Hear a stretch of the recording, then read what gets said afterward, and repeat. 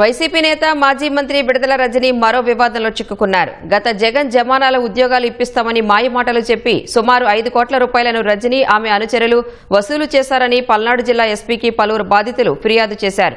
రజనీకి ముఖ్య అనుచరుడిగా వ్యవహరించిన బత్తుల శ్రీగణేష్, అతని తమ్ముడు కుమారస్వామిలు తమను మోసం చేశారని బాధితులు ఆవేదన వ్యక్తం చేశారు. వారితో పాటు ఉద్యోగాలు తప్పక వస్తాయని మాజీ మంత్రి పిఏలు మానుకొండ శ్రీకాంత్ రెడ్డి, దొడ్డ రామకృష్ణలు సైతం నమ్మించి నగదు కట్టించారని వాపోయారు.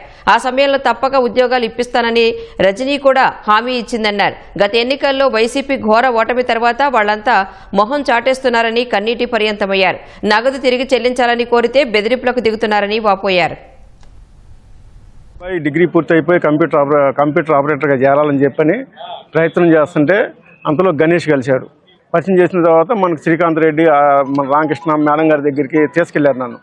నేను ఆ పార్టీలోనే ఉండేవాడినప్పుడు వెళ్ళి ఆఫీసులో కలిసి వాళ్ళతో మాట్లాడితే నన్ను చూపించి ఓకే చేద్దాంలే చెప్పన్నారు వాళ్ళు.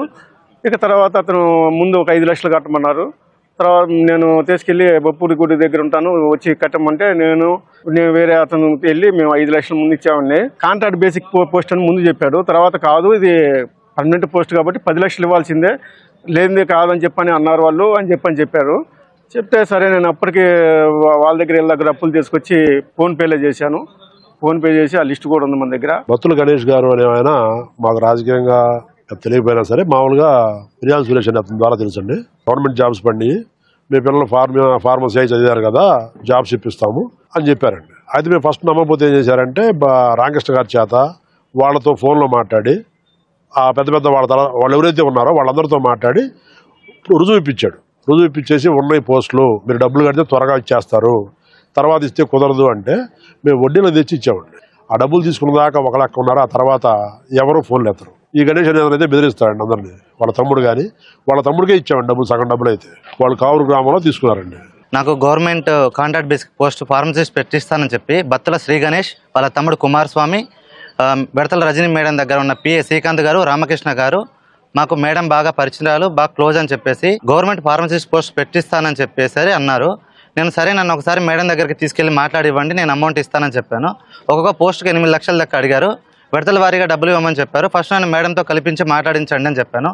నన్ను 2022 జూలైలో మేడం దగ్గరికి తీసుకెళ్ళి నా అప్లికేషన్ మేడానికి ఇచ్చి, ఈ అబ్బాయికి ఫార్మసిస్ట్ పోస్ట్ కావాలి మేడం, మన మనిషి ఖచ్చితంగా పెట్టివ్వాలని మేడానికి చెప్పారు. తర్వాత మీరు ఏదన్నా ఉంటే శ్రీకాంత్ గారితో, రామకృష్ణ గారితో మాట్లాడుకోమని చెప్పారు. మాకు మేడానికి మీడియేటర్గా మధ్యలో బత్తుల శ్రీ గణేష్, సన్నాఫ్ సుబ్బారావు ప్రతిదీ తనే మాట్లాడిచ్చేవాడు. ఇదిగోండి నేను నోటిఫికేషన్ ఇచ్చాను, నాది అప్లికేషన్ ఫాము. విడతల రజనీ కాడికి బత్తుల శ్రీ గణేష్ ఇతనే నా దగ్గర నుంచి డబ్బులు తీసుకున్నాడు. ఇతను డైరెక్ట్ మేడం దగ్గర తీసుకెళ్ళి నాది ఫార్మసిస్ట్ అప్లికేషన్ చూపించి మేడంతో కూడా నన్ను మాట్లాడిచ్చాడు. నోటిఫికేషన్ లేట్ అవుతుంది కదా, ఇంకా నాకేం పోస్ట్ రాలేదని నేను అడిగిన తర్వాత 2023 జనవరిలో మళ్ళీ మేడం దగ్గర తీసుకెళ్ళి మాట్లాడిచ్చాడు. మేడం నోటిఫికేషన్ వచ్చింది కదమ్మా, ఖచ్చితంగా పోస్ట్ అయిపోతుంది అన్నారు. మేడం గవర్నమెంట్ టైం అయిపోతుంది కదా, మరి ఎలా మేడం అన్నాను. లేదు 1 మంత్లో మీ పోస్టింగ్ జాయిన్ అయిపోతారు, ఏదైనా ఉంటే నేను మాట్లాడతానని మేడం నాకు అప్పుడు భరోసా ఇచ్చారు. నా దగ్గర గణేష్ కొట్టిన ప్రతి ఒక్క ట్రాన్సాక్షన్ ఉంది, అతనితో మాట్లాడిన ప్రతి ఒక్క వాయిస్ రికార్డు కూడా నా దగ్గర ఉంది.